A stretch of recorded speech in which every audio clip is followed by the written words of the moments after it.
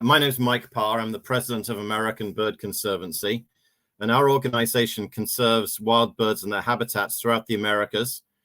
We work to prevent bird extinctions, prevent birds from declining to becoming endangered in the first place, and addressing threats to birds and their habitats.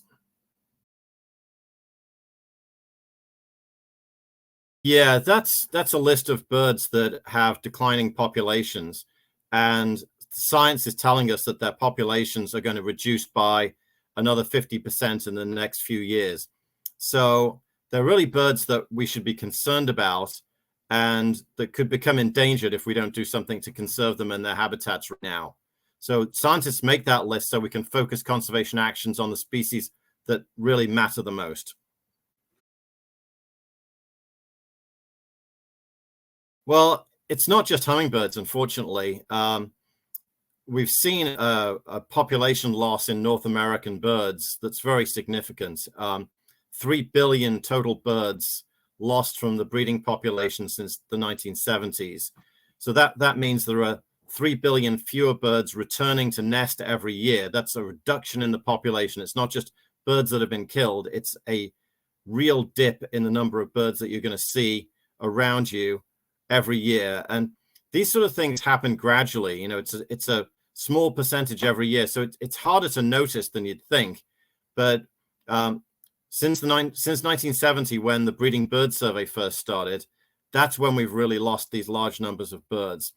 And for the most part, it's a combination of habitat loss and then threats such as collisions with glass windows in buildings, which we have millions of birds each year are killed by buildings during migration, predation by free-roaming cats, alley cats, and cats that are out in the countryside kill very large numbers of birds, pesticides, and other threats. Increasingly, climate change is going to be a problem for birds. Well, hummingbirds specifically are pollinators. Like bees and butterflies, they move between flowers, they feed on nectar, and they pick up pollen, and they are pollinators. So that's one of their primary roles. Hummingbirds actually also eat insects, and they'll feed insects to their chicks in the nest. So they're part of the web of life. They're part of the ecosystem. And anytime you start disassembling that ecosystem, you're going to start causing problems in nature. And that's what we're seeing with this loss of birds. It's starting to unravel the structure or the ecological integrity of wild nature. That's unfortunately what's going on. But it's not all bad news. There are some birds that are doing better, and we can learn from what's working and start to improve habitat for many of the other species that have been declining.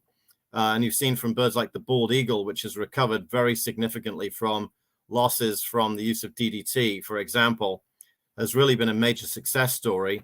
Waterfowl too, ducks, geese, swans are mostly increasing because of conservation efforts. What we haven't seen is enough effort to bring back mostly what we look at as the songbirds, which are declining, songbirds and shorebirds. And the biggest group, the biggest losses are amongst grassland birds. So it's a lot of things like the savanna sparrow, a very widespread common bird, which has just lost huge numbers, and the horned lark, the eastern and western meadowlark. So birds like that really need improved habitat, and that's where we need to focus our efforts. Yeah, I really do. I'm a bird watcher. I have been since I was a kid, and so I spend a lot of my time going around looking at birds, photographing them, and traveling to see birds. And probably the best place that I know of for hummingbirds, where I've been a number of times, is in Ecuador. And the diversity of hummingbirds in the mountains of the Andes is amazing. The different species have all little different niches and different behaviors.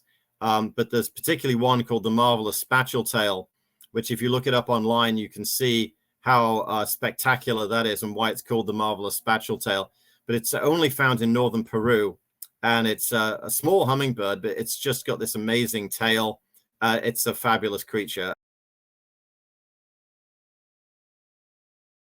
Well, I started feeding birds in my backyard. I grew up in England and would feed birds in the backyard and used to have woodpeckers come down. I love the woodpeckers.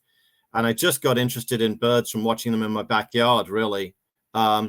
And I started to go further afield to look at birds in other areas and different habitats, and met other people who knew more than I did, and I learned from them, and it just started to become a quest for me. And so I've chased birds all over the world. I found it to be really a different and exciting layer on life.